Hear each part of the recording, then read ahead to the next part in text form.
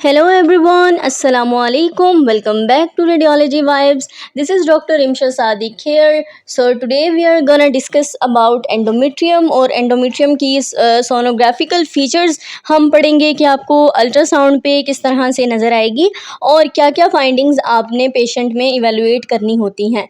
So as you all know कि आपकी जो फाइंडिंग्स होती हैं, आपका जो डायग्नोसिस होता है वो डिपेंड करता है आपकी पेशेंट की हिस्ट्री पे। जितनी अच्छी आप पेशेंट से हिस्ट्री लेते हो उतनी ही अच्छी आपकी डायग्नोसिस बनती है या उतना ही अच्छा जो है वो आप उसको ट्रीट कर सकते हो। सो वीडियो को स्टार्ट करते हैं। तो देखें एंडोमेट्रियम क्या होती है। एंडोमेट्रियम एक बेसिकली विजुलाइज्ड स्ट्रक्चर होता है जो कि हाइपर इकोइक आपको नज़र आता है। ठीक है, हाइपर इकोइक स्ट्रक्चर आपको नज़र आएगा, बैंड नज़र आएगा in the centre of uterus. बच्चेदानी के दरमियान में आपको एक लाइन नज़र आएगी, बैंड एक नज़र आएगा जिसको हम क्या कहते हैं, एंडोमेट्रियम कहते हैं। ठीक हो गया। जो इसकी टोटल थिकनेस होती है एंडोमेट्रियम की वो रिप्रेजेंट करती है anterior and posterior opposed layers को। ओके तो हमने क्या करना होता है, एंडोमेट्रियम की ब्रीफ इवैल्यूएशन के लिए हम दो तरह से स्कैन करते हैं। एक तो हम कॉन्वेक्स प्रोब से स्कैन करते हैं जो कि ट्रांस एब्डोमिनल स्कैन होता है, और दूसरा हम स्कैन करते हैं ट्रांसवेजिनल स्कैन या ट्रांसवेजाइनल स्कैन जो कि वेजाइना में प्रोब को इंसर्ट करके देन आप उसको करते हो। टीवीएस स्कैन पे मैंने एक ब्रीफ वीडियो बना रखी है जो आप इजीली देख सकते हैं। तो अब हम देखेंगे कि हमने एंडोमेट्रियम की थिकनेस को कैसे मेजर करना है। तो देखें, जब एंडोमेट्रियल फ्लूइड इसमें आपको नज़र आएगा तो it should not be included in the endometrium thickness. आपने इस चीज़ का ध्यान रखना है कि अगर एंडोमेट्रियम के साथ आपको फ्लूइड नज़र आ रहा है दरमियान में तो आपने उसको काउंट नहीं करना थिकनेस में। ओके हो गया। जस्ट जो हाइपरिकोइक लाइंस होंगी, ट्राइजेमिनल लाइंस हम उसको कहते हैं, आपने उनको मेजर करना है। तो अगर हम बात करें कि नॉर्मल एंडोमेट्रियल थिकनेस किन चीज़ों पे बेस करती है, तो देखें एंडोमेट्रियम की जो थिकनेस है वो वेरी करती है। हम ये नहीं कह सकते कि नॉर्मल एंडोमेट्रियम थिकनेस जो है वो 5 है या फिर नॉर्मल एंडोमेट्रियम की जो थिकनेस है वो आपकी 7 आ रही है। ठीक है, और ना ही हम ये कह सकते हैं कि 1 सेंटीमीटर पे या 8 mm पे आपकी जो एंडोमेट्रियम है वो कोई उसमें डायग्नोसिस बन रहा है या कोई फाइंडिंग बन रही है। तो ये चीज़ें डिपेंड करती हैं आपकी मेंस्ट्रुअल साइकिल की फेजेस पे। ठीक हो गया। हर तरह प्रोलिफरेटिव फेज़ हो गई, ठीक है, अलग अलग से आपकी जो थिकनेस है वो वेरी करेगी।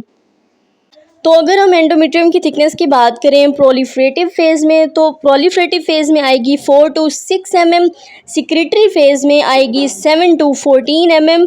ठीक है, तो ये जो है वो इसकी थिकनेस है। तो आपने इन चीज़ों में डायग्नोसिस बनाते हुए पेशेंट से हिस्ट्री ले लेनी है कि आपको जो है वो मेंस्ट्रुअल साइकिल, आपका लास्ट टाइम आपको मेंस्ट्रुएशन कब हुई थी, उस से आपने अंदाज़ा लगाना है कि ये पेशेंट का सिक्रेटरी फेज़ है या प्रोलिफरेटिव फेज़ है।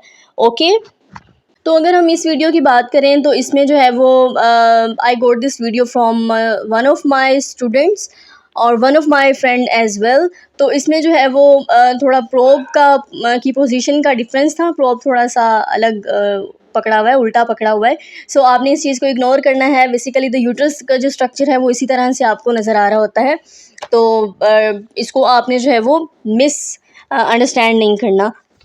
तो ये जो आपको इसमें फाइंडिंग नज़र आ रही है वो है एंडोमेट्रियल हाइपरप्लेजिया। Endometrial hyperplasia. देखें, अब हाइपरप्लेजिया क्या होता है। तो एंडोमेट्रियल हाइपरप्लेजिया ये होता है कि आपकी जो यूट्रस में लाइंस होती हैं जिसको हम ट्राइजेमिनल लाइंस कहते हैं एंडोमेट्रियम की, वो मल्टीपल टाइम्स ग्रो होना स्टार्ट हो जाती हैं, यानी कि 2 से 3, 3 से 4 होना शुरू हो जाती हैं, जिसकी वजह से आपकी जो एंडोमेट्रियम है वो बहुत ज़्यादा थिकेंड नज़र आती है। तो इस कंडीशन को हम क्या कहते हैं, इस कंडीशन को हम कहते हैं एंडोमेट्रियम हाइपरप्लेजिया। अब इसको डायग्नोस आपने कैसे करना है, देखें अल्ट्रासाउंड की इमेज में अगर हम देखें तो आपको एंडोमेट्रियम जो है वो बिल्कुल मल्टीपल उसकी लाइंस नज़र आ रही हैं दरमियान में अगर आप फोकस करें तो, और जो है वो उसके सर्विक्स के पास भी आपको फाइंडिंग इसकी नज़र आ रही है। सो पेशेंट का ब्लैडर जो है वो स्कैन करते हुए बहुत अच्छा फील होना चाहिए।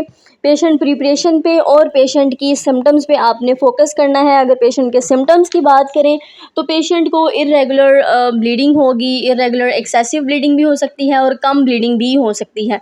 So this is the symptoms के आपने इस तरह से इसको डायग्नोज करना है। और सोनोग्राफिकल इमेजेस जो है वो I have played on the screen. तो आई होप आपको आज की वीडियो बहुत अच्छी लगी होगी। So if you have any query you can email me at my email account, which is rimshasadiq380@gmail.com. So don't forget to subscribe my channel and stay tuned for further radiological videos. Inshallah, see you soon in the next video. Allah Hafiz.